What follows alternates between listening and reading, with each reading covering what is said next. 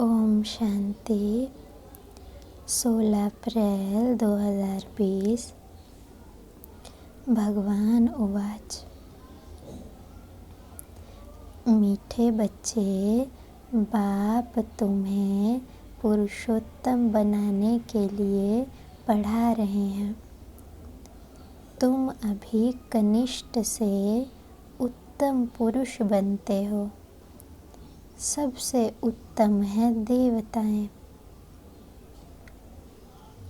बाबा हमें पुरुषोत्तम अर्थात सबसे उत्तम आत्मा, सबसे उत्तम से उत्तम आत्मा है देवता। उत्तम अर्थात श्रेष्ठ, महान, हाईएस्ट। तो बाबा भी हमें पुरुषोत्तम बना रहे हैं। कैसे बना रहे हैं? पढ़ा रहे हैं। और कनिष्ठ से अर्थात सबसे लोएस्ट जहाँ पे आत्मा पहुँची हुई है, नीच स्थिति में, वहाँ से एकदम श्रेष्ठ आत्मा बना रहे हैं। उत्तम पुरुष माना, पुरुष अर्थात आत्मा और प्रकृति अर्थात 5 तत्व। तो मीठे बच्चे, बाप तुम्हें पुरुषोत्तम बनाने के लिए पढ़ा रहे हैं। तुम अभी कनिष्ठ से उत्तम बनते हो। सबसे उत्तम है देवताएं। प्रश्न है, यहाँ तुम बच्चे कौन सी मेहनत करते हो जो सतयुग में नहीं होगी? उत्तर है, यहाँ देह सहित देह के सब संबंधों को भूल आत्माभिमानी हो। शरीर छोड़ने में बहुत मेहनत करनी पड़ती है। सतयुग में बिना मेहनत बैठे बैठे शरीर छोड़ देंगे। शरीर कौन छोड़ेगी? आत्मा। अभी यही मेहनत व अभ्यास करते हो कि हम हैं आत्मा और हमें इस पुरानी दुनिया व पुराने शरीर को छोड़ना है और नया लेना है। सतयुग में इस अभ्यास की ज़रूरत नहीं। देह सहित देह के संबंधों को भूल। ऐसा नहीं है कि कुछ छोड़ना है हमें, परंतु पुराना जो संबंध है उसको नया संबंध देना है। पहले हम ये समझते थे कि बस ये मेरा। बाबा कहते, बच्चे तुम हो आत्मा, मैं हूँ तुम्हारा पिता और ये सब जो आत्माएं हैं ये भी मेरे बच्चे हैं, आत्माएं हैं और तुम्हारे भाई हैं। तो इसमें कुछ भी छोड़ने की या कोई दुख की बात नहीं है, बहुत सहज है। बस ये खुद को समझाना है, बार बार या स्मृति लानी है कि मैं शरीर नहीं हूँ, आत्मा लाइट हूँ। तो अभी इस समय ये अभ्यास करते हैं हम कि हम हैं आत्मा और आत्मा को ये शरीर पुराना छोड़ सतयुग में नया शरीर लेना है। सतयुग में ये अभ्यास की आवश्यकता नहीं होगी क्योंकि सतयुग में अभ्यास नेचुरल हो जाता है। वहाँ तो नेचुरल ही आत्मिक स्थिति है। तो वहाँ तो एकदम आत्मा खुशी खुशी ये पुराना छोड़ फिर नया छोटा बच्चा जाके बनती है। तो सतयुग में इस अभ्यास की ज़रूरत नहीं। गीत है, दूर देश का रहने वाला आया देश पराए। ओम शांति। मीठे मीठे रूहानी बच्चे जानते हैं कि फिर से यानी कल्प कल्प के बाद, गीत जो पूरी लाइन है वो ऐसी है, दूर देश का रहने वाला आया फिर देश पर आए। फिर आया माना पहले भी आया था, अभी फिर से आया है और सबसे दूर से दूर देश का रहने वाला है शिव बाबा। तो वो इस रावण की दुनिया अर्थात कलयुग में जब आते हैं तो जैसे ये गीत सेट बैठता है उस लाइन पे कि दूर देश का शिव बाबा रहने वाला आया देश पराए, क्योंकि रावण का राज्य है ना, देह अभिमान है सब में, आत्म अभिमानी तो नहीं है कोई, तो पराया हो गया देश जैसे। तो मीठे मीठे रूहानी बच्चे जानते हैं कि फिर से का अर्थ कल्प कल्प के बाद, क्योंकि कल्प पहले आए थे शिव बाबा, कल्प पहले भी कलयुग को सतयुग बनाया था, फिर सतयुग से हम नीचे उतरते अभी यहाँ पहुँचे हैं, अभी फिर से आए हैं कलयुग को सतयुग बनाने के लिए। इसको कहा जाता है फिर से दूर देश का रहने वाला आए हैं देश पर आए। यह सिर्फ उस एक के लिए ही गायन है, उनको ही सब याद करते हैं, वह है विचित्र।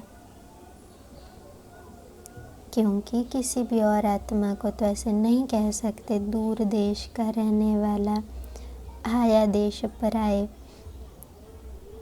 सिर्फ उस एक के लिए कह सकते हैं क्योंकि वो पावन बनाने वाला है।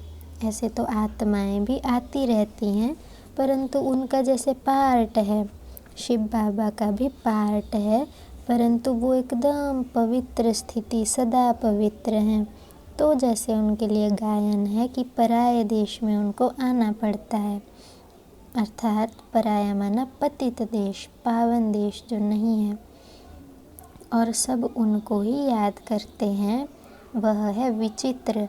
विचित्र अर्थात जिसका कोई चित्र नहीं, जिसका अपना कोई शरीर नहीं, उनका कोई चित्र नहीं है। ऐसी बात नहीं है कि ये जो हम बिंदु बना देते हैं और ऐसे ऐसे बना देते हैं, इस चित्र को भी निराकार चित्र कहा जाता है, मतलब जिसका कोई आकार नहीं है, तो उनका कोई चित्र नहीं है। ब्रह्मा विष्णु शंकर को देवता कहा जाता है, उनके चित्र हैं ना, शरीर के होते हैं कि ऐसे ऐसे बूढ़े बूढ़े ब्रह्मा हैं, ऐसे सजा सजाया विष्णु हैं, और फिर शंकर ऐसे ऐसा चित्र वाला है। शिव को तो बिंदी दिखाते हैं, कोई शरीर का चित्र नहीं। शिव भगवान उवाच कहा जाता है, वह रहते हैं परम धाम में। ब्रह्मा विष्णु शंकर को देवता कहा जाता है इस संसार में भी, भक्ति मार्ग में भी, और शिव को कहा जाता है शिव भगवान या परमात्मा। तो इसलिए गीता में जो है कृष्ण भगवान उवाच अर्थात कृष्ण के महावाक्य वो गलत है, वास्तव में होना चाहिए शिव भगवान उवाच। तो बाबा कह रहे शिव भगवान उवाच कहा जाता है और वह रहते हैं परम धाम में, उनको सुख धाम में कभी बुलाते नहीं हैं, दुख धाम में ही बुलाते हैं। स्वर्ग में शिव बाबा को नहीं बुलाते हैं, दुख धाम माना कलयुग में बुलाते हैं, क्योंकि शिव बाबा है पतित पावन, दुख हरता सुख करता और ज्ञान देने वाला, ज्ञान का सागर। जब सभी आत्माएं सुखी हैं, कोई दुख नहीं, पावन है सभी आत्माएं, पतित कोई है नहीं, इसलिए फिर उनको सतयुग में नहीं बुलाते हैं, और जब दुखी होते हैं तब बुलाते हैं। तो उनको सुख धाम में कभी बुलाते नहीं, दुख धाम में ही बुलाते हैं। वह आते भी हैं संगम युग पर, जब कलयुग और सतयुग का बीच का समय होता है, परिवर्तन का समय होता है, तभी शिव बाबा आते हैं। यह तो बच्चे जानते हैं, सतयुग में सारे विश्व पर तुम पुरुषोत्तम ही रहते हो, मध्यम और कनिष्ठ वहाँ नहीं होते हैं। सत्ययुग में सभी देवताएं हैं, सभी उत्तम आत्माएं हैं, महान आत्माएं हैं, कोई अपवित्र नहीं। थोड़ी भी अपवित्र माना जिसमें क्रोध हो या लोभ हो या मोह हो, थोड़ी भी ऐसी कोई भी आत्मा नहीं। तो वहाँ मध्यम व कनिष्ठ, थोड़े पाप करने वाले या बहुत पाप करने वाले, कोई भी पापी नहीं होते। उत्तम से उत्तम पुरुष यह लक्ष्मी नारायण है ना, इन्हों को ऐसा बनाने वाला है श्री श्री शिव बाबा कहेंगे। श्री को श्री अर्थात महान, सबसे श्रेष्ठ, श्री माना श्रेष्ठ महान। तो लक्ष्मी नारायण को कहा जाता है श्री लक्ष्मी नारायण अर्थात श्रेष्ठ लक्ष्मी नारायण। और शिव बाबा को कहेंगे श्री श्री लक्ष्मी शिव बाबा, माना श्रेष्ठ से भी श्रेष्ठ, सबसे श्रेष्ठ। इन्हों को ऐसा बनाने वाला, लक्ष्मी नारायण को ऐसा बनाने वाला है श्री श्री शिव बाबा। श्री श्री उस शिव बाबा को ही कहा जाता है। आजकल तो सन्यासी आदि भी अपने को श्री श्री कह देते हैं। तो बाप ही आकर इस सृष्टि को पुरुषोत्तम बनाते हैं। सतयुग में सारी सृष्टि में उत्तम ते उत्तम पुरुष रहते हैं। उत्तम ते उत्तम और कनिष्ठ से कनिष्ठ का फर्क इस समय तुम समझते हो, क्योंकि सतयुग में जब कनिष्ठ होंगे ही नहीं तो वहाँ कंपैरिजन है ही नहीं। बस वहाँ तो सारी दुनिया सुख धाम है, सभी महान आत्मा है, कोई अपवित्र है ही नहीं। लेकिन बाबा कह रहे जब तुम इस समय हो, ज्ञान है तुम्हें, कनिष्ठ से कनिष्ठ माना पापी से पापी आत्मा भी देख रहे हो, और महान से महान आत्माएं कौन है वो भी समझ है। तो बाबा कह रहे उत्तम ते उत्तम और कनिष्ठ से कनिष्ठ का फर्क इस समय तुम समझते हो। कनिष्ठ मनुष्य अपनी नीचाई दिखाते हैं, बहुत पाप करते हैं तो दिखता है कि हाँ बहुत पापी हैं। अभी तुम समझते हो हम क्या थे, अब फिर से हम स्वर्गवासी पुरुषोत्तम बन रहे हैं। बाबा कहते बच्चे अभी तुम समझते हो कि तुम क्या थे, कितने महान देवी देवता थे, और अभी फिर से वैसा बन रहे हो। यह है ही संगम। तुमको खातिरी है ही पुरानी दुनिया नहीं बनानी है। खातिरी माना सर्वेंट होना, खातिरी करना किसी की, सेवा करना किसी की। खातिरी माना सेवा करना। तो तुमको सेवा है ही पुरानी दुनिया नहीं बनानी है। हम आत्माओं की क्या सेवा है कि हम नई दुनिया बना रहे हैं। किसको बना? पहले खुद के परिवर्तन कर रहे हैं। खुद के जो कनिष्ठ नीचे संस्कार हैं, बुरे संस्कार हैं, पहले उनको अच्छा बना रहे हैं, और फिर हम अच्छा बनेंगे तो फिर औरों को भी ज्ञान दे रहे हैं, और फिर हम औरों को ज्ञान दे के औरों को भी अच्छा बना रहे हैं। तो बाबा कहते हैं तुमको खातिरी माना सेवा है ही पुरानी दुनिया नहीं बनानी है। पुरानी सो नई, नई सो पुरानी ज़रूर बनती है। पहले पुरानी है अभी, फिर नई बनेगी, और फिर नई बनेगी तो धीरे धीरे पुरानी भी हो जाएगी। नई को सतयुग और पुरानी को कलयुग कहा जाता है। नई दुनिया को सतयुग और पुरानी दुनिया को कलयुग कहा जाता है। बाप है ही सच्चा सोना, सच कहने वाला। सच्चा सोना माना सदैव पवित्र, बिल्कुल प्योर, सच कहने वाला, जिसकी एक एक बात सच है, कोई झूठ नहीं। जैसे दुनिया में वो लोग या शास्त्रवादी कहते हैं कि भगवान तो सर्वव्यापी है, अब वो तो झूठ हो गया। उनको नहीं पता कि वो झूठ बोल रहे हैं, उनको तो लगता है कि यही सच है, परंतु न जानते हुए भी झूठ है जैसे सब कुछ, क्योंकि देह अभिमान है। जब आत्मा जो सत्य है उसी स्थिति में स्थित नहीं है, झूठी स्थिति माना शरीर की स्थिति में स्थित हैं, तो फिर बोलेंगे भी झूठ, क्योंकि समझ भी झूठी हो जाएगी। क्योंकि अगर खुद ही सच्चे नहीं है तो फिर दिखेगा भी झूठ ही झूठ।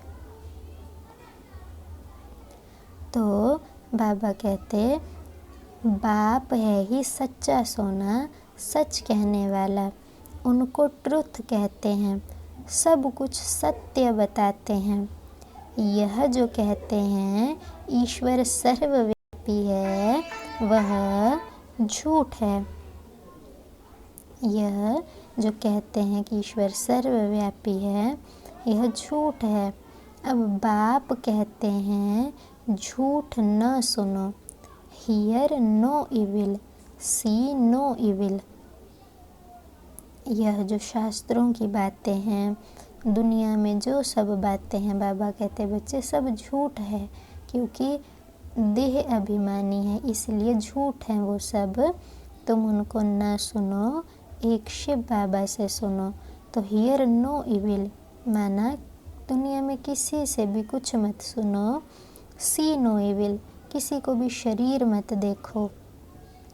राज विद्या की बात अलग है, दुनिया में भी राज विद्याएँ होती हैं ना, पहले पहले गुरुकुलों में पढ़ते थे। वह तो है ही अल्पकाल सुख के लिए, क्योंकि उस जो दुनिया में विद्याएँ हैं उनसे कोई सदा सदा के लिए महान या स्वर्गवासी तो नहीं बन जाता है, स्वर्ग का महान देवता तो नहीं बन जाता है, वो तो इस दुनिया के लिए है। तो बाबा कहते वो है अल्पकाल माना थोड़े समय के सुख के लिए। दूसरा जन्म लिया फिर नए सिर पढ़ना पड़ेगा। अभी मान लो किसी ने डॉक्टरी की पढ़ाई पढ़ी, फिर शरीर छोड़ दिया, तो फिर अगले जन्म में फिर से पढ़ना पड़ेगा। वह है अल्पकाल का सुख। यह है 21 जन्म, 21 पीढ़ी के लिए। पीढ़ी बुढ़ापे को कहा जाता है, माना 21 जन्मों तक सुख ही सुख होगा। वहाँ कभी अकाले मृत्यु नहीं होती है। यहाँ तो देखो कैसे अकाले मृत्यु होती रहती है। अकाले माना कभी भी मृत्यु हो जाती है। ऐसा नहीं है कि कोई पैदा हुआ तो निश्चय है कि हाँ बूढ़ा होके ही शरीर छोड़ेगा। कभी भी बीच में भी बच्चे भी शरीर छोड़ देते हैं, तो इसको कहा जाता है अकाले मृत्यु की कभी भी। और सतयुग में ऐसे मृत्यु नहीं होती है। वहाँ पूरा जब आत्मा की आयु हो जाती है 125 से 150 वर्ष, फिर शरीर छोड़ते हैं। ज्ञान में भी मर जाते हैं, माना ज्ञान आत्मा ले रही है, फिर तब भी मर जाएगी। माना ज्ञान फिर नहीं लेती है, छोड़ देती है ज्ञान लेना भी। तुम अभी काल पर जीत पहन रहे हो। काल पर जीत माना खुद को आत्मा जितना समझेंगे, शरीर से जितना डिटैच रहेंगे, तो आत्मा फिर स्वर्ग में उतना जल्दी आएगी, उतनी महान बनेगी। तो फिर वहाँ तो अकाले मृत्यु होगी ही नहीं। तो तुम अभी काल पर जीत पहन रहे हो, जानते हो वह है अमर लोक, यह है मृत्यु लोक। वहाँ तो जब बूढ़े होते हैं तो साक्षात्कार होता है, हम यह शरीर छोड़ जाकर बच्चा बनेंगे। अब बुढ़ापा पूरा होगा और शरीर छोड़ देंगे। नया शरीर मिले तो वह तो अच्छा ही है ना। बैठे बैठे खुशी से शरीर छोड़ देते हैं। यहाँ तो उस अवस्था में रहते शरीर छोड़ने के लिए मेहनत लगती है।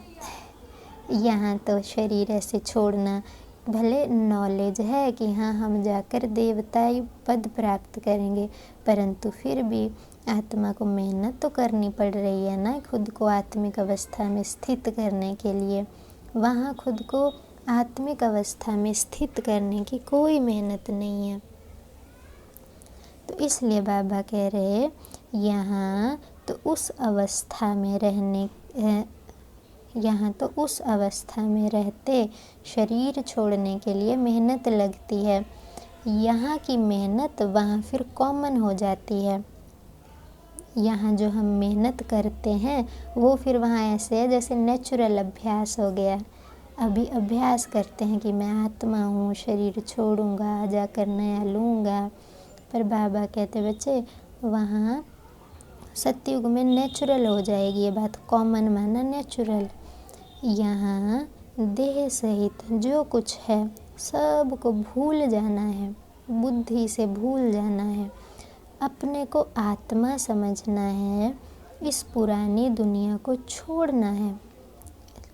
छोड़ना माना बुद्धि से छोड़ देना है, क्योंकि छोड़ना माना इच्छाएं नहीं रखनी है इस पुराने संसार से। एकदम जैसे किसी की को अगर कहो कि अभी 2 महीने बाद तुमने मरना है तो क्या करेगा, उसका वैराग्य आ जाएगा कि अब तो बस जाना है, बस थोड़े दिन जो भी हैं खुशी से बिताऊं, सबको खुशी दूं, और एकदम जैसे सब चीज़ों से वैराग्य, किसी के साथ मेरापन नहीं रहेगा। तो ये करना है अभ्यास। हम तो समझते हैं कि अभी तो जीना है, तो बाबा कहते बच्चे अभ्यास करो, क्योंकि मृत्यु तो एकदम अचानक आ जाएगी। तो बाबा कहते अपने को आत्मा समझना है, इस पुरानी दुनिया को छोड़ना है, नया शरीर लेना है। आत्मा सतो प्रधान थी तो शरीर सुंदर मिला था, फिर काम चिता पर बैठने से काले तमो प्रधान हो गए तो शरीर भी सावरा मिलता है, सुंदर से श्याम बन गए। जब आत्मा पवित्र थी, पवित्र माना सुंदर थी आत्मा, तो फिर शरीर भी सतयुग में कितने सुंदर सुंदर होते हैं। देवताओं के चित्र देखो कितने महान और सुंदर दिखाते हैं। तो बाबा कहते फिर बाद में तमो प्रधान हो गए, काम चिता पर बैठ गए, विकारों में चले गए, तो शरीर भी फिर सावरे मिले। इसलिए कृष्ण एक को कहते हैं, बाकी होंगे तो सभी देवताएं सुंदर, पर कहने में सिर्फ एक आता है। तो फिर कृष्ण को कह दिया श्याम सुंदर, माना सुंदर से श्याम बन गए। कृष्ण का नाम तो कृष्ण ही है, फिर उनको श्याम सुंदर क्यों कहते हैं। चित्रों में भी कृष्ण का चित्र सावरा बना देते हैं, परंतु अर्थ नहीं समझते, क्योंकि उनको नॉलेज नहीं है कि कृष्ण को हम काली मूर्ति भी बनाते हैं और गोरी भी बनाते हैं, पर उनको समझ नहीं होती कि क्यों हम बना रहे हैं। पर बाबा अब अर्थ समझाते हैं कि बच्चे कृष्ण तो सुंदर था, फिर वो काला बन गया, मतलब आत्मा पतित बन गई, विकारों में चली गई, तो उनके चित्र भी फिर कोई एक सुंदर और एक काले बनाते हैं। अभी तुम समझते हो सतो प्रधान थे, सतो प्रधान माना एकदम श्रेष्ठ, सतो प्रधान थे तो सुंदर थे। अभी तमो प्रधान मतलब नीचे, अभी तमो प्रधान है तो श्याम बने हैं। श्याम माना काले। पहले सतयुग में देवता थे तो सुंदर थे, आत्मा भी और शरीर भी। अभी पतित हैं, इसलिए शरीर भी ऐसे मिलते हैं सावरे, और आत्मा भी खुद भी पतित है, तो वो भी जैसे कि सावरी है। सतो प्रधान को पुरुषोत्तम कहेंगे, तमो प्रधान को कनिष्ठ कहेंगे। बाप तो एवर प्योर है। हम आत्माएं जब सतयुग में होती हैं तो हमको कहते हैं पुरुषोत्तम, श्रेष्ठ आत्मा। फिर जब हम कलयुग में नीचे आ जाते हैं फिर हमको कहते हैं तमो प्रधान, बिल्कुल पतित आत्मा। लेकिन बाप जो हमारा है शिव, वो एवर प्योर है। वह आते ही हैं हसीन बनाने के लिए, हम आत्माओं को हसीन माना पवित्र बनाने के लिए। मुसाफिर है ना, मुसाफिर माना जो आता है कुछ समय के लिए फिर चला जाता है। तो वो अभी शिव बाबा आए हैं फिर चले जाएंगे। तो मुसाफिर है ना, कल्प कल्प आते हैं। नहीं तो पुरानी दुनिया को नया कौन बनाएगा। एक एक बात जो है वो खुद विचार करने की है। ऐसा नहीं कि हाँ समझ आ रही हैं, पर सोचने की है। जितना हम इसको विचार करेंगे हाँ एक एक लाइन पे, तो फिर उसके बाद हमारी बुद्धि में वो बात पक्की हो जाएगी। तो इसलिए एक एक लाइन पे मनन भी करना है। मनन माना उसको बार बार विचारों में लाना है कि हाँ बात तो सही है, शिव बाबा तो मुसाफिर है। और दूसरी बात, हाँ बाबा कल्प कल्प आएंगे क्योंकि उनको पतित पावन कहते हैं। तो माना वो पतितों को पावन बनाएंगे। नहीं तो पुरानी दुनिया को नया कौन बनाएंगे। सोचने की बात है, कौन बनाएगा पुरानी दुनिया को नया। आत्माएं तो सब पतित हैं, उनको तो ये भी याद नहीं कि शरीर नहीं है, आत्मिक स्थिति में स्थित होना है हमें, हम इतने महान थे। तो उनको तो कुछ नहीं पता। कल्प कल्प आते हैं, नहीं तो पुरानी दुनिया को नया कौन बनाएंगे। यह तो पतित छी दुनिया है। इन बातों को दुनिया में कोई नहीं जानते। अब तुम जानते हो। बाप हमको पुरुषोत्तम बनाने के लिए पढ़ा रहे हैं। फिर से देवता बनने लिए हम सो ब्राह्मण बने हैं। हमें पहले क्या थे हम? पहले थे हम देवता। फिर क्या बन गए हम? शूद्र। शूद्र कहते हैं एकदम पतित को। एकदम माना पूरा पतित होता है शूद्र। वैश्य माना बीच का, थोड़ा पतित माना बहुत पतित नहीं है, थोड़े पतित हैं। तो बाप पहले हम थे देवता, फिर बने क्षत्रिय। क्षत्रिय माना तो बिल्कुल थोड़ा सा बिल्कुल अपवित्रता आई, बिल्कुल थोड़ा सा शरीर में अटैचमेंट शुरू हुई होगी त्रेता युग में। फिर हम बने मध्य माना वैश्यवंशी। फिर बिल्कुल विकार में चले गए, पर इतना विकारी नहीं थे जैसे आज की दुनिया है। फिर हम बन गए शूद्र, एकदम पतित। फिर हम अब बने हैं ब्राह्मण, माना देवता तो नहीं है, एकदम प्योर तो नहीं बने हैं, पर पहले ब्राह्मण बने हैं। तो बाबा कहते हम देवता बनने के लिए ब्राह्मण बने हैं, पहले ब्राह्मण बनना पड़े। तुम हो संगम युगी ब्राह्मण। दुनिया यह नहीं जानती कि अब संगम युग है। शास्त्रों में तो लाखों वर्ष कल्प की आयु लिख दी है। कल्प क्या होता है? कल्प होता है पूरा एक चक्र, कंप्लीट साइकिल। सतयुग, त्रेता, द्वापर, कलयुग। ये सतयुग से कलयुग तक का पूरे एक साइकिल को एक कल्प कहते हैं। शास्त्रों में एक कल्प की आयु लाखों वर्ष है। मतलब सतयुग भी लाखों वर्ष का, फिर त्रेता लाखों वर्ष का, ऐसे कलयुग भी लाखों वर्ष का लिखा जाता है। तो उनके अनुसार बाबा कहते हैं शास्त्रों में लाखों वर्ष कल्प की आयु लिख दी है, तो समझते हैं कि कलयुग तो अभी बच्चा है, कि कलयुग तो अभी शुरू ही हुआ है, अभी तो और हज़ारों लाखों वर्ष कलयुग चलेगा, ऐसा वो समझते हैं। और अभी तुम दिल में समझते हो, वरना अंदर से समझते हो। हम यहाँ आए हैं उत्तम ते उत्तम, कलयुगी पतित से सतयुगी पावन मनुष्य बनने के लिए। ग्रंथ में भी महिमा है, मूत पलीती कपड़ धोए।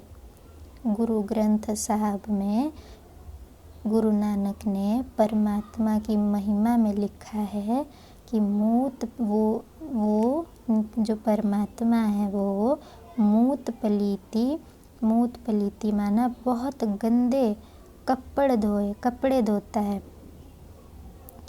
परंतु ग्रंथ पढ़ने वाले भी अर्थ नहीं समझते। अब वो क्या समझते हैं कि भगवान ने कैसे कपड़े धोए होंगे। इस समय तो बाप आकर सारी दुनिया के मनुष्य को साफ करते हैं।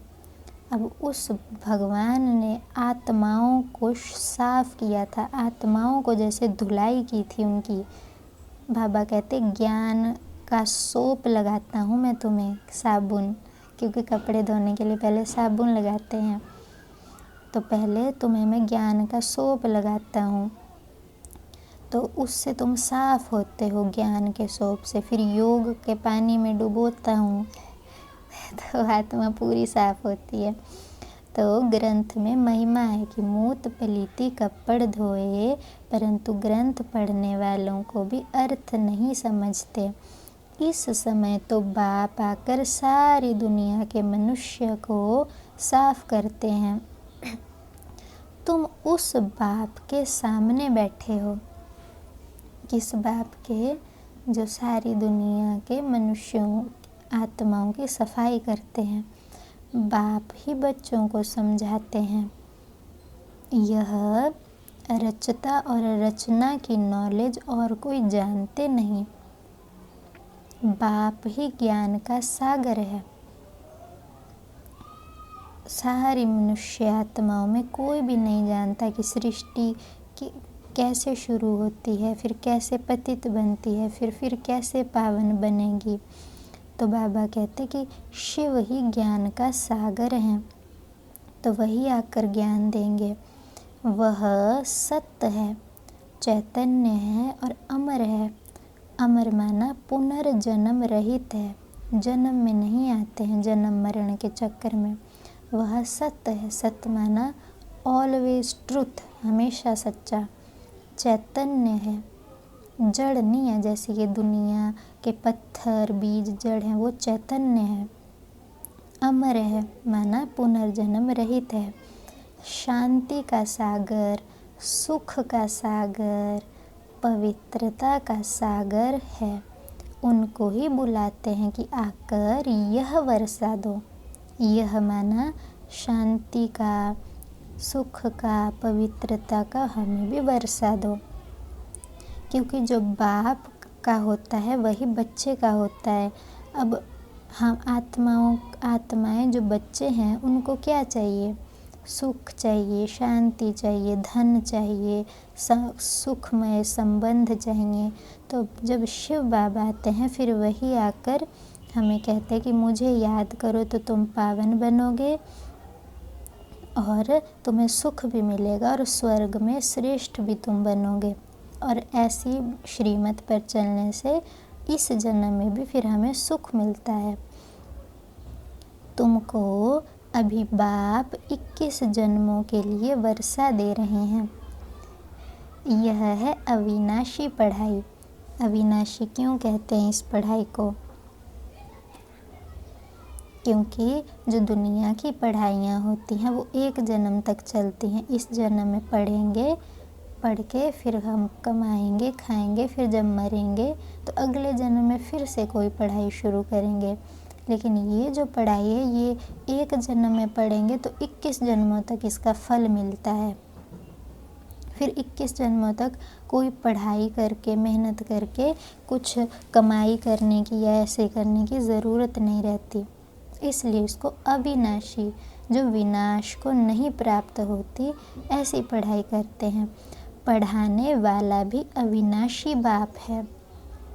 जो पढ़ाता है इस पढ़ाई को वो भी अविनाशी है, कभी विनाश को प्राप्त नहीं होते। आत्मा तो वैसे भी है ही अमर, परंतु शिव बाबा के लिए तो ऐसे हैं जो कभी पतित भी नहीं बनते। आधा कल्प तुम राज्य पाते हो और फिर रावण का राज्य शुरू होता है। आधा कल्प है राम राज्य और आधा कल्प है रावण का राज्य।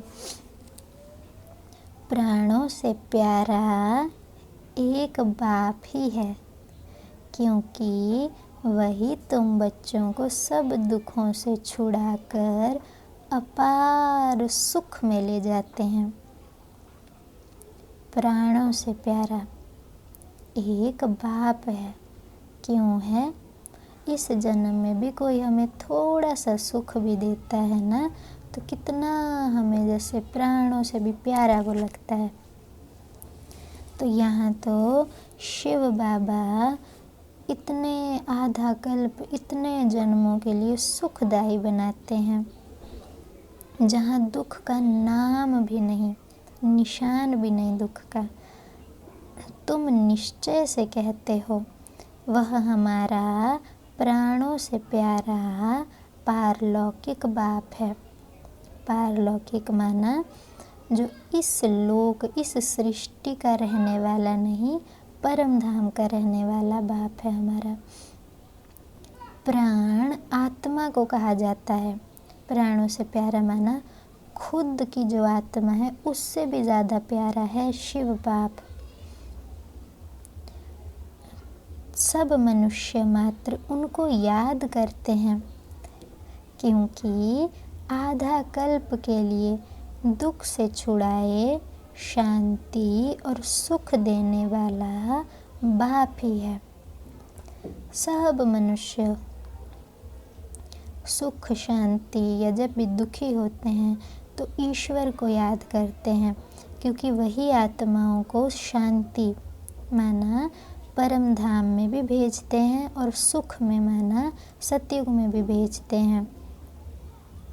तो प्राणों से प्यारा हुआ ना। तुम जानते हो सतयुग में हम सदा सुखी रहते हैं, बाकी सब शांति धाम में चले जाएंगे।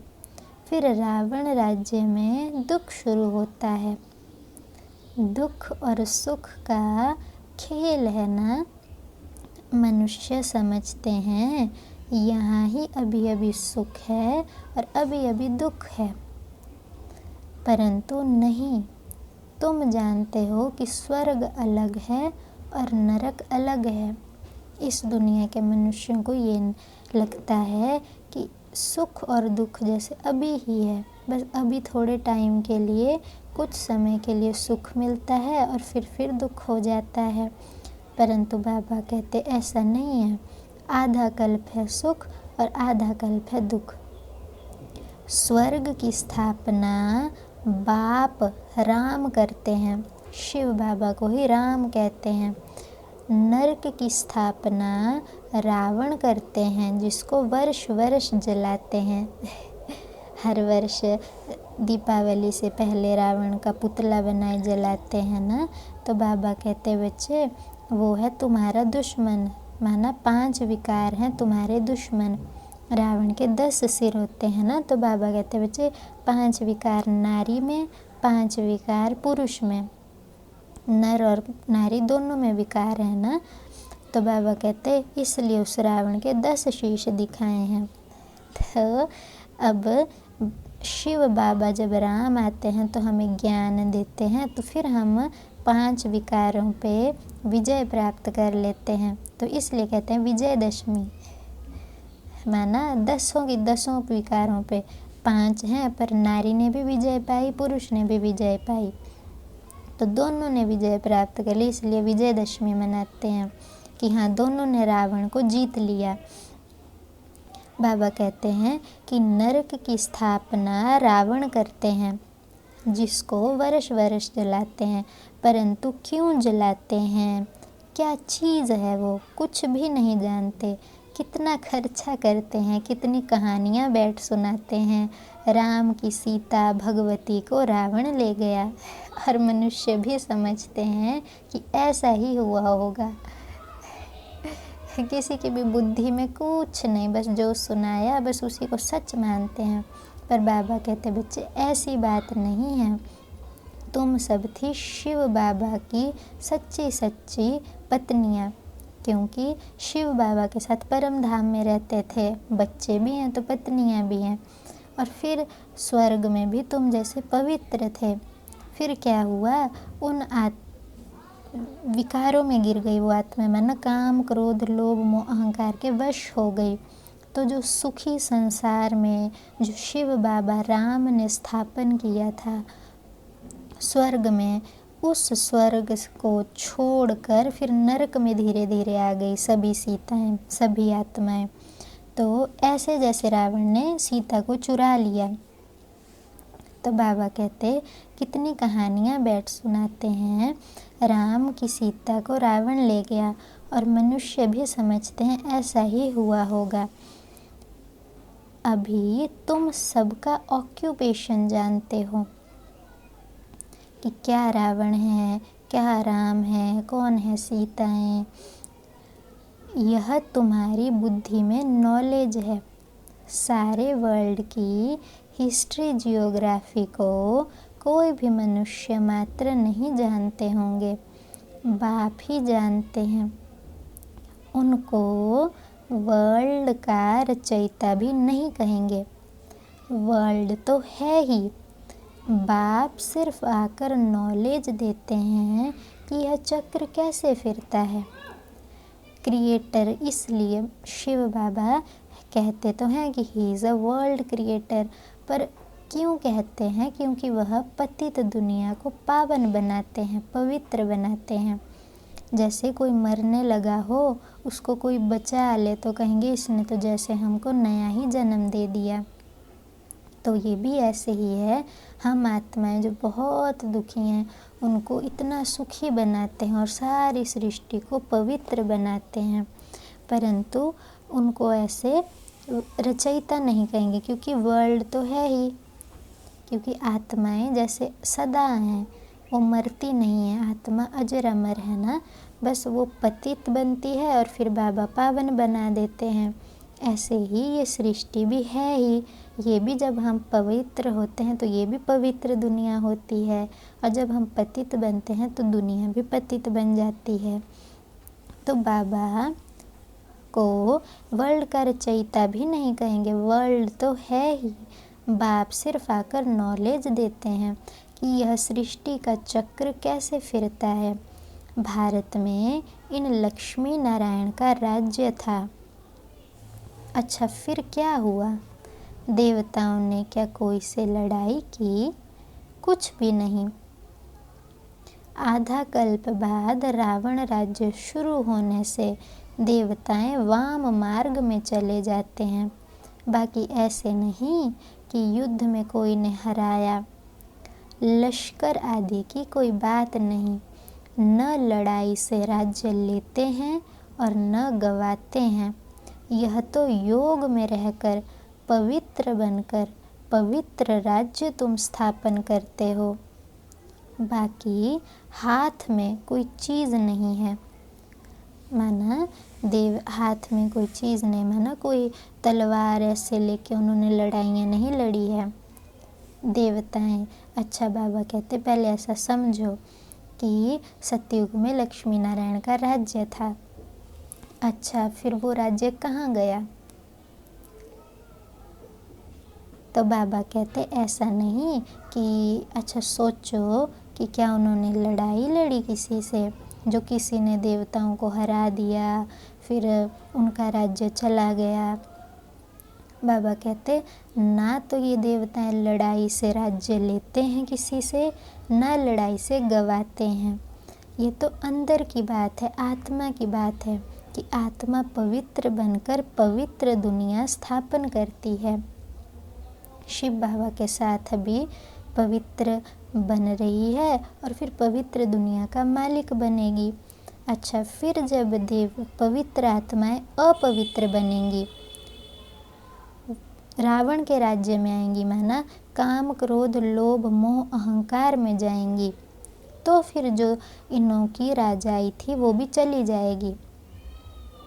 तो ये ऐसे है, यह है डबल अहिंसक। एक तो पवित्रता की अहिंसा, दूसरा तुम किसी को दुख नहीं देते हो। सबसे कड़ी हिंसा है काम कटारी की, जो आदि मध्य अंत दुख देती है। बाबा कहते ये जो देवताएं हैं ना, ये डबल अहिंसक हैं, ना तो ये विकारों में जाते हैं और ना बाहर से भी किसी को दुख देते हैं। क्योंकि इस दुनिया में क्या कहते हैं कि जो लड़ाई नहीं लड़ते, जो ऐसे किसी को बाहर से क्रोध नहीं करते, उनको कहते हैं कि ये तो कोई हिंसा नहीं करते। तो बाबा कहते ये जो देवताएं हैं ये डबल अहिंसक है, ना तो ये विकारों में जाते और ना ही बाहर से किसी को दुख देते। तो सबसे बड़ी कड़ी हिंसा है काम कटारी की, विकारों में जाना ही सबसे बड़ी हिंसा है। क्योंकि हिंसा में क्या होता है, किसी को दुख देते हैं ना, या किसी को काट देते हैं, मार देते हैं, दर्द देते हैं। तो बाबा कहते ये जो काम विकार में जाना है या विकारों में जाना है, ये सबसे बड़ी अहिंसा, क्योंकि इसमें आत्मा की मृत्यु होती है। क्योंकि आत्मा की मृत्यु माना आत्मा स्वयं की स्वस्थिति से शरीर के भान में चली जाती है, मैं आत्मा हूँ, इस स्थिति से गिर जाती है। तो जैसे सबसे बड़ी हिंसा हुई आत्मा की मौत होना, जो है ही आदि मध्य अंत दुख देने वाली।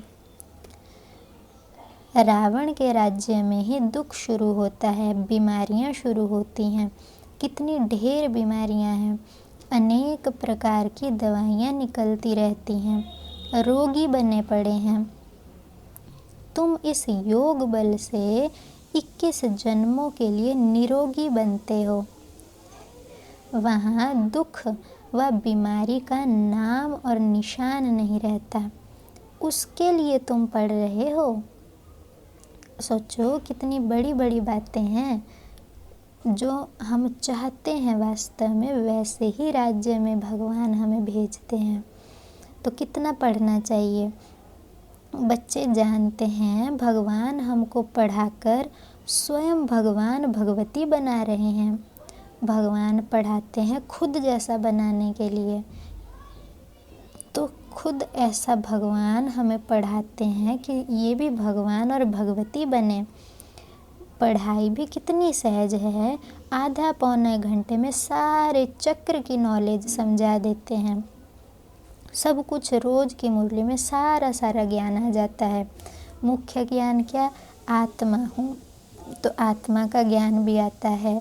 सृष्टि चक्र, पूरा सृष्टि का चक्र कैसे फिरता है वो ज्ञान भी आता है। सतयुग में क्या है ये भी सारा ज्ञान आता है, और कलयुग कैसा है वो भी सारा ज्ञान आता है। अभी हम पढ़ रहे हैं क्या बनने के लिए, वो भी सारा ज्ञान आता है। तो बाबा कहते आधा पौने घंटे में सारे चक्र की नॉलेज समझा देते हैं। अब 84 जन्म भी कौन कौन लेते हैं यह भी तुम जानते हो, क्योंकि सभी आत्माएं तो 84 जन्म नहीं लेती हैं ना, क्योंकि सभी तो देवता नहीं बनेंगे, और देवता भी कोई एकदम शुरू में आ जाएंगे, पूरे 84 जन्म लेंगे, कोई 82 लेंगे, कोई 60 भी लेंगे, जो थोड़ा पढ़ेंगे तो वो फिर एकदम शुरू में तो नहीं आएंगे, वो फिर थोड़ा टाइम बाद आएंगे, त्रेता में आ जाएंगे। तो भगवान हमको पढ़ाते हैं वह है ही निराकार, सच्चा उनका नाम है शिव। कल्याणकारी है ना, शिव का अर्थ होता है कल्याणकारी। दुनिया में भी कई मनुष्यों के नाम होते हैं ना, शिव, शंकर, ऐसे ऐसे नाम रखते हैं अपने ऊपर भी, परंतु वो कोई कल्याणकारी तो नहीं होते हैं। सच्चा उनका नाम है शिव, क्योंकि कल्याणकारी है, सर्व का कल्याणकारी, सर्व का सदगति दाता है, ऊंच ते ऊंच बाप। सदगति माना महान गति, अच्छी गति, या ये कहो स्वर्ग में भेजने वाला। बाप पढ़ाकर होशियार बनाए, अब कहते हैं जाकर पढ़ाओ। बाबा हमको पढ़ाते हैं, होशियार बनाते हैं, फिर कहते हैं अब तुम जाओ औरों को भी पढ़ाओ। इन ब्रह्मा कुमार कुमारियों को पढ़ाने वाला है शिव बाबा। ब्रह्मा द्वारा तुमको एडॉप्ट किया है। एडॉप्ट तो मुख से करते हैं ना कि तुम हमारा बच्चा बनेंगे, तो हम कहते हैं हाँ बाबा, क्यों बनेंगे, क्योंकि वो पिता है हम आत्माओं का। तो प्रजापिता ब्रह्मा कहाँ से आया, इस बात में ही मूंझते हैं। दुनिया में ज़्यादातर इसी बात में का रोला कहो या ना समझी कहो है कि ब्रह्मा कहाँ से आ गया। इनको भी अडॉप्ट किया। कहते हैं बहुत जन्मों के अंत में इनके शरीर में आया हूँ। अब बहुत जन्म किसने लिए? इन लक्ष्मी नारायण ने ही पूरे 84 जन्म लिए हैं, इसीलिए कृष्ण को श्याम सुंदर कहते हैं। अब बाबा कहते कि इनके बहुत जन्मों के अंत के जन्म में अब सबसे ज़्यादा जन्म लिए हैं, सबसे नंबर 1 जो आत्मा है, नंबर 1 लक्ष्मी नारायण है ना, तो उसमें भी नारायण श्रेष्ठ है। तो इसीलिए कहने में भी मुख्य रूप से कृष्ण ही आता है कि कृष्ण श्याम सुंदर बना, सुंदर था फिर श्याम बनी उसकी आत्मा, काली बन गई आत्मा विकारों में जाने से। तो बाबा कहते इन्हीं के अंतिम जन्म में मैं आया हूँ। इनको भी तो एडॉप्ट किया ना कि हाँ इनके शरीर में आया, फिर ज्ञान इनके मुख से उच्चारण किया तो इनको भी समझ आया कि हाँ भगवान आए हुए हैं। हम सो सुंदर थे, फिर 2 कला कम हुई। हम आत्मा सुंदर थी सतयुग में, फिर सबसे पहले 2 कलाएं कम हुई। एकदम संपूर्ण आत्मा को कहते हैं 16 कला संपूर्ण। लक्ष्मी नारायण को कहते हैं 16 कला संपूर्ण। 16 कला माना सर्व कलाएं संपूर्ण, जो आत्मा में सब प्रकार की कलाएं हैं, सर्व महानताएं हैं।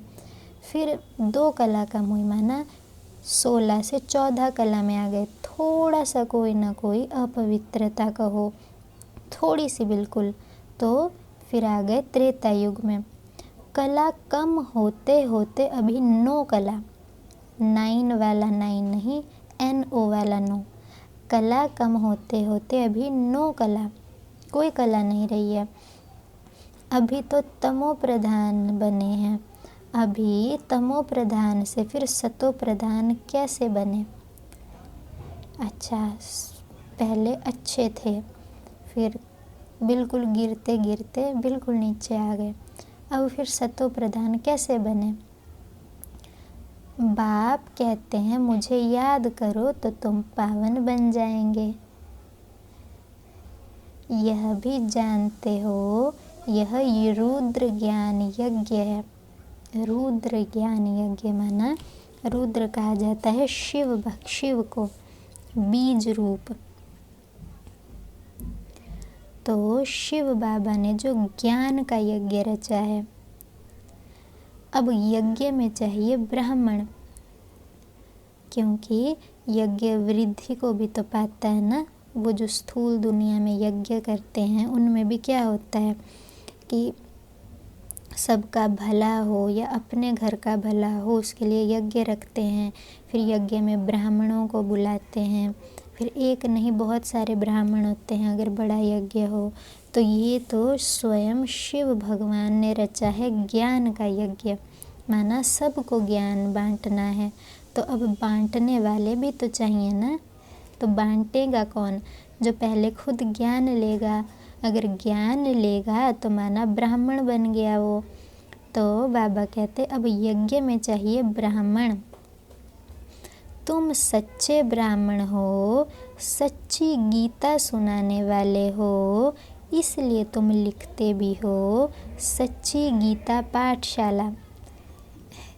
उस गीता में तो नाम ही बदल दिया है, क्योंकि जो दुनिया में गीता है उसमें तो लिखा है कृष्ण ने गीता सुनाई। तो बाबा कहते वो तो अब झूठी गीता हो गई, क्योंकि नाम कृष्ण का रख दिया। तो इसलिए तुम जब कोई सेंटर खोलते हो तो उसका नाम रखते हो ना सच्ची गीता पाठशाला। हाँ, जिन्होंने जैसे कल्प पहले वर्षा लिया था वही आकर लेंगे। माना जिन्होंने पहले भी ज्ञान लिया था, माना जो अच्छे देवता थे, पहले थे देवता, तो वही आकर ज्ञान सुनेंगे। जिन्होंने देवता बनना ही नहीं है वो थोड़ी भी ज्ञान आके सुनेंगे। मानो किसी ने बैरिस्टर बनना है, डॉक्टर बनना है, तो वही डॉक्टरी या मेडिकल की क्लास में जाकर बैठेंगे। जिनको नहीं बनना है वो थोड़ी पढ़ेंगे। तो ये भी ऐसे ही है, जो उनको देवता बनना है, और देवता बनने कौन आएंगे? जो थे पहले देवता। तो बाबा कहते अपनी दिल से पूछो, हम पूरा वर्षा ले सकेंगे? मनुष्य शरीर छोड़ते हैं तो हाथ खाली जाते हैं। वह विनाशी कमाई तो साथ में चलनी नहीं है।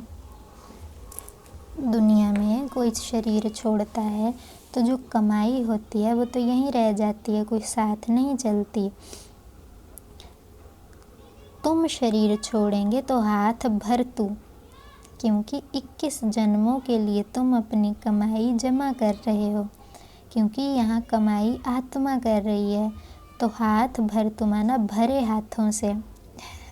आत्मा के हाथ को ये शरीर वाले हाथ नहीं, पर ये जैसे कहने के लिए, एक एग्जाम्पल देने के लिए कि तुम जब आत्मा शरीर छोड़ेंगे तो तुमने तो 21 जन्मों के लिए जमा कर लिया है, क्योंकि आत्मा की पढ़ाई पड़ी है। मनुष्यों की तो सारी कमाई मिट्टी में मिल जाएगी। इससे तो क्यों ना हम ट्रांसफ़र कर बाबा को दे देवें। जो बहुत दान करते हैं तो वह दूसरे जन्म में साहूकार बनते हैं, ट्रांसफ़र करते हैं ना। दुनिया में कोई दान क्यों करता है? कि हाँ हमारा कुछ भला हो और अगले जन्म में भी हमें अच्छे से अच्छा मिले। तो यहाँ भी ऐसा ही है कि जब हम ईश्वर अर्थ अपना सब कुछ देते हैं तो अगले जन्म में तो क्या 21 जन्मों के लिए हमें मिलता है, और भक्ति में अगर कोई देता है तो 1 जन्म के लिए मिलता है। तो बाबा कहते जो बहुत दान करते हैं वह दूसरे जन्म माना अगले जन्म में साहूकार बनते हैं। साहूकार माना सेठ लोग जो होते हैं, पैसे वाले, ट्रांसफ़र करते हैं ना वो भी। अभी तुम 21 जन्मों के लिए नई दुनिया में ट्रांसफ़र करते हो, तुमको रिटर्न में 21 जन्मों के लिए मिलता है। वह तो 1 जन्म के लिए अल्पकाल के लिए ट्रांसफ़र करते हैं। दुनिया में भक्ति मार्ग में 1 जन्म के लिए ट्रांसफ़र होता है, तुम तो ट्रांसफ़र करते हो 21 जन्मों के लिए। बाप तो है ही दाता। यह ड्रामा में नूंद है, जो जितना करते हैं वह पाते हैं। वह इनडायरेक्ट दान पुण्य करते हैं तो अल्पकाल के लिए रिटर्न मिलता है। यह है डायरेक्ट दान पुण्य। तो अभी सब कुछ नई दुनिया में ट्रांसफ़र करना है। इनको देखा कितनी बहादुरी की। इनको माना ब्रह्मा को देखा अपने की कितनी बहादुरी की। तुम कहते हो सब कुछ ईश्वर ने दिया, अब बाप कहते हैं यह सब हमको दो। हम तुमको विश्व की बादशाही देते हैं। ब्रह्मा बाबा ने तो फट से दे दिया, सोचा भी नहीं, फुल पावर दे दी। हमको विश्व की बादशाही मिलती है, वह नशा चढ़ गया। बच्चों आदि का भी कुछ ख्याल नहीं किया। देने वाला ईश्वर है तो फिर किसी का रिस्पॉन्सिबल थोड़े ही रहे। इसमें शिव बाबा कहते हैं, बच्चे देखो ब्रह्मा बाबा ने कितनी बहादुरी की। तुम कहते थे कि हे ईश्वर सब तेरा है, तो फिर अब ईश्वर स्वयं आए हैं तो कहते हैं अगर तुम समझते हो कि सब हे ईश्वर तेरा है तो सब मुझे दे दो, माना ईश्वरीय सेवा में लगाओ। तो ब्रह्मा बाबा ने तो सब कुछ दे दिया, A to Z। उनके भी बच्चे थे, पोते पोतरियाँ सब थे, पर किसी का नहीं सोचा, क्योंकि सच्ची में दिल से समझा कि अगर सच में सब भगवान ने दिया है तो मेरी रिस्पॉन्सिबिलिटी नहीं है किसी की, वो जाने जिसके बच्चे हैं, और सब कुछ दे दिया। अभी हमारे पास तो इतना भी नहीं है देने को। ब्रह्मा बाबा तो महान से महान, बहुत ऊंचे से ऊंचा सेठ जिसको कहते हैं उस रूप में थे। हीरों का व्यापार कोई छोटा व्यापार नहीं होता है। इस कलयुग के अंत में भी इतना कोई सेठ नहीं है जितना ब्रह्मा स्वयं था।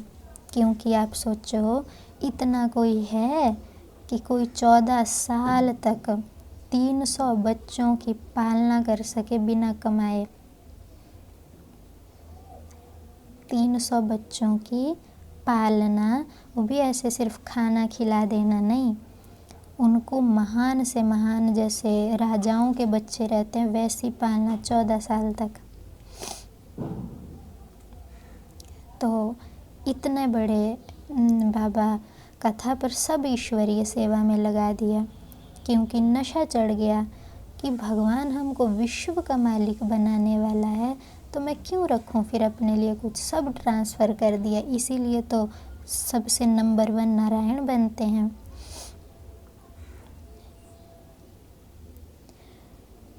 बच्चों आदि का भी कुछ ख्याल नहीं किया। देने वाला ईश्वर है तो फिर किसी का रिस्पॉन्सिबल थोड़े ही रहा मैं, ऐसा ब्रह्मा बाबा ने सोचा।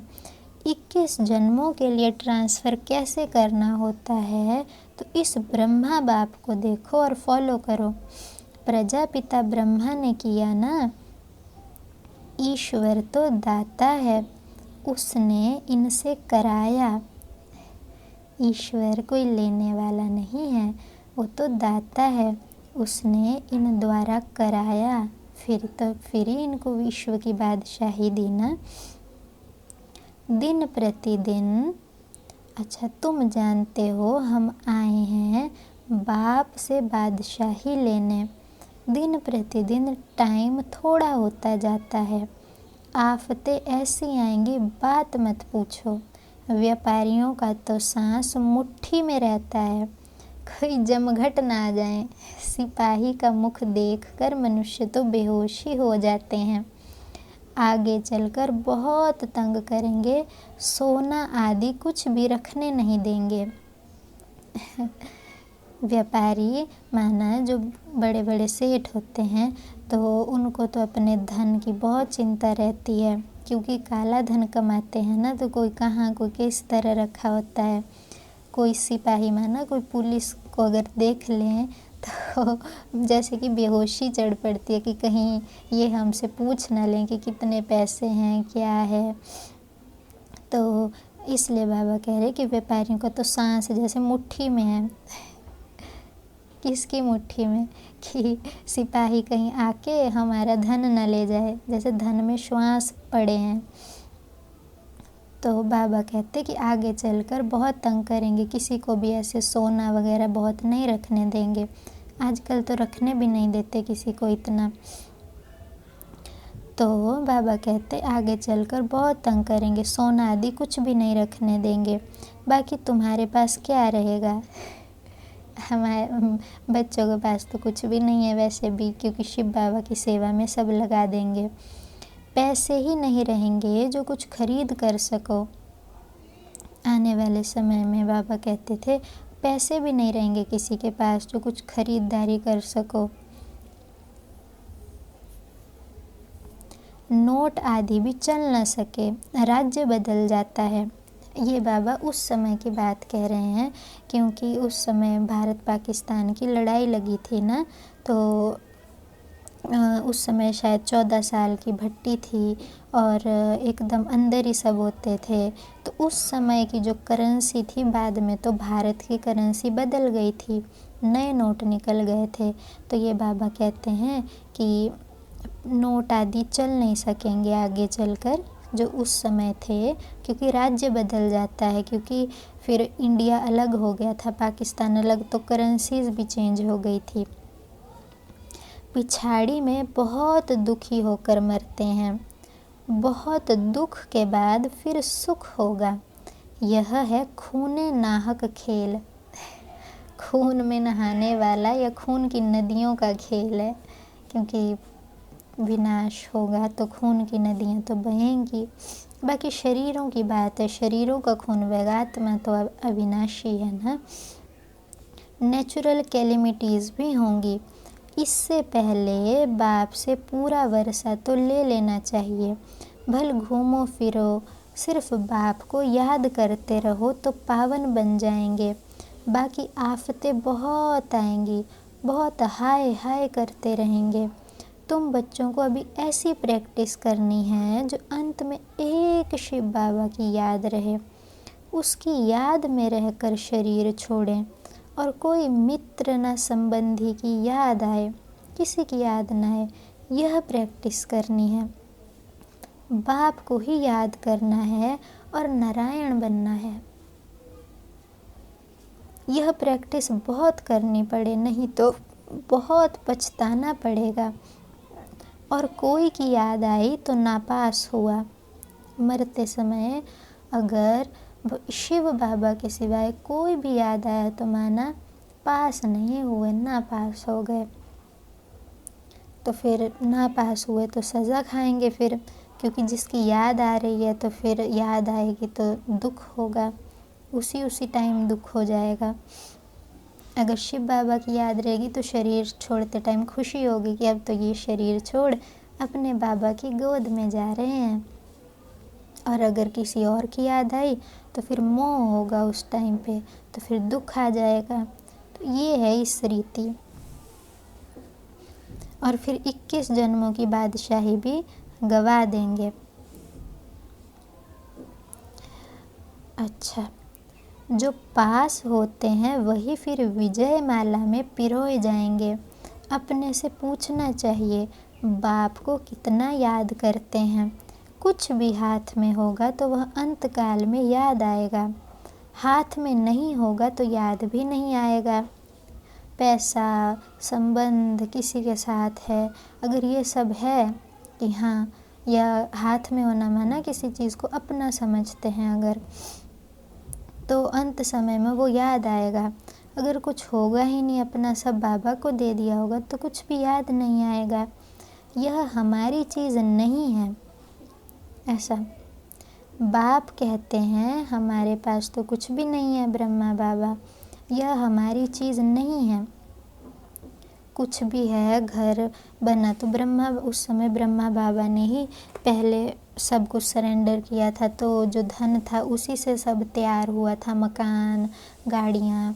तो बाबा कहते नहीं, ये हमारा कुछ भी नहीं है। उस नॉलेज के बदले यह तो 21 जन्म के लिए वर्षा मिल जाएगा। वो जो दुनिया की नॉलेज है, अगर उसके बदले यह लो, यह पढ़ाई पढ़ो तो 21 जन्मों का वर्षा मिल जाएगा।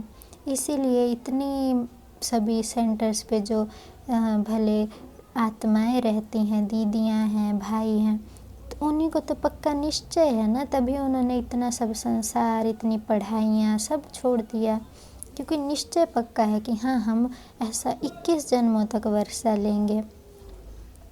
उस नॉलेज के बदले तो यह लो तो 21 जन्मों के लिए वर्षा मिल जाएगा, नहीं तो स्वर्ग की बादशाही गवा देंगे। तुम यहाँ आते ही हो बाप से वर्षा लेने, पावन तो ज़रूर बनना पड़े, नहीं तो सज़ा खाकर हिसाब किताब चुकतू कर जाएंगे और पद कुछ भी नहीं मिलेगा। श्रीमत पर चलेंगे तो कृष्ण को गोद में लेंगे। क्योंकि नंबर 1 है कृष्ण की आत्मा माना जो 100% श्रीमत पर चली। अब अगर हम श्रेष्ठ पुरुषार्थ करेंगे तो हम भी नंबर 1 में आएंगे, तो फिर कृष्ण को जैसे गोद में लेंगे, माना कृष्ण के पास होंगे जाके। कहते हैं ना, कृष्ण जैसा पति मिले, कृष्ण जैसा बच्चा मिले। भक्ति मार्ग में ये होता है कि कृष्ण जैसा ही बच्चा मिले, इसलिए लड्डू गोपाल को अपने साथ रखते हैं, कृष्ण जैसा ही पति मिले। तो बाबा कहते फिर अच्छी रीति पुरुषार्थ करो ना, तो फिर कृष्ण के पास जाके रहेंगे। कोई तो अच्छी रीति समझते हैं, फिर कोई उल्टा सुल्टा भी बोल देते हैं। कोई तो ज्ञान को अच्छी रीति समझते हैं और कोई फिर उल्टा भी बोलते हैं कि क्या है ये, बुरी भला भी कहते हैं। अच्छा मीठे मीठे सिकिल थे बच्चों प्रति, माता पिता बाप दादा का याद प्यार और गुड मॉर्निंग। रूहानी बाप के रूहानी बच्चों को नमस्ते। धारणा के लिए मुख्य सार है, जैसे ब्रह्मा बाबा ने अपना सब कुछ ट्रांसफ़र कर फुल पावर बाप को दे दी, सोचा नहीं, ऐसे फॉलो फादर कर 21 जन्मों की प्रारब्ध जमा करनी है, प्रैक्टिस करनी है। अंत काल में एक बाप के सिवाय और कोई भी चीज़ याद ना आए। हमारा कुछ भी नहीं है, सब बाबा का है। अल्फ और बे इस स्मृति से पास हो विजय माला में आना है। अल्फ माना अल्लाह, माना भगवान, बे माना बादशाही। शिव बाबा से हमें ऐसी बादशाही मिलती है, बस ये याद करो, शिव बाबा और बादशाही। इस स्मृति से विजय माला में आना है। वरदान है, लव और लवलीन स्थिति के अनुभव द्वारा सब कुछ भूलने वाले सदा देही अभिमानी भव। लव और लवलीन, जिसके साथ लव होता है, लव है निराकार के साथ, तो लव में अगर लवलीन होंगे तो देही अभिमानी, देही माना आत्म अभिमानी हो जाएंगे। कर्म में, वाणी में, संपर्क में व संबंध में लव और स्मृति व स्थिति में लवलीन रहो। चाहे कर्म करो, चाहे वाणी में आओ, चाहे किसी के संबंध में आओ या किसी से ऐसे संपर्क में मिलो। संबंध होता है जैसे माँ बाप भाई बहन, संपर्क होता है किसी के लिए बस थोड़े टाइम के लिए साथ हैं, मिल रहे हैं, ऐसे। तो चाहे कर्म में, चाहे वाणी में, चाहे संबंध में अपनी स्थिति लवलीन हो, शिव बाबा के साथ हो, तो सब कुछ भूल कर देही अभिमानी बन जाएंगे, किसी में भी फंसेंगे नहीं। लव ही बाप के समीप संबंध में लाता है और सर्वस्व त्यागी बनाता है। बाबा का जो प्यार है आत्मा का, वो ही बाबा के और करीब लाता है और बाबा के साथ आत्मा का संबंध मजबूत होता है। और यही जो प्यार है ये सर्वस्व त्यागी बना देता है आत्मा को, अर्थात सर्व प्रभाव से मुक्त। इस लव की विशेषता से व लवलीन स्थिति में रहने से ही सर्व आत्माओं के भाग्य व लक को जगा सकते हो। क्योंकि किसी आत्मा की अगर परमात्मा से बहुत लवलीन और प्रेम की स्थिति है तो उसको देखकर सामने वाले को भी ईश्वर के प्रति प्यार जाग जाता है। अगर दुनिया में किसी शरीरधारियों के प्यार को देख रहे हैं आपकी, ये तो आपकी भी दिल होगी ना कि मेरे को भी ऐसा प्यार करने वाला मिले। तो ये भी सेम ऐसा है कि अगर कोई आपको ईश्वर से प्यार करता हुआ देखेगा तो उसकी दिल हो जाएगी कि मैं भी ईश्वर को ऐसा प्यार करूं या ईश्वर मुझे ऐसा प्यार करे। तो अगर आप शिव बाबा के या परमात्मा के प्यार में लवलीन रहेंगे तो औरों का भी लक जाग जाएगा, क्योंकि उनको भी ईश्वर के प्यार की खींच हो जाएगी। यह लव ही लक के लॉक की चाबी है। ये जो लव है यही लक माना भाग्य का जो लॉक लगा होता है ना, आत्माओं का खुलता ही नहीं है। तो लव जो है ये लक के लॉक की चाबी है। यह मास्टर की है। मास्टर की माना जिससे सब ताले खुल जाते हैं, किसी की बुद्धि को ज्ञान नहीं घुसता है। वो प्यार जो है आपका और भगवान का, वो प्यार को देखकर ही सबकी बुद्धि में ज्ञान जाना शुरू हो जाएगा। इससे कैसी भी दुर्भाग्यशाली आत्मा को भाग्यशाली बना सकते हो। स्लोगन है, स्वयं के परिवर्तन की घड़ी निश्चित करो तो विश्व परिवर्तन स्वतः हो जाएगा। खुद का परिवर्तन पक्का करो कि आज मुझे ये छोड़ना है, कल तक मुझे ऐसा परिवर्तन खुद में चाहिए, और उसके लिए खूब अभ्यास करो तो विश्व परिवर्तन भी हो ही जाएगा। ओम शांति।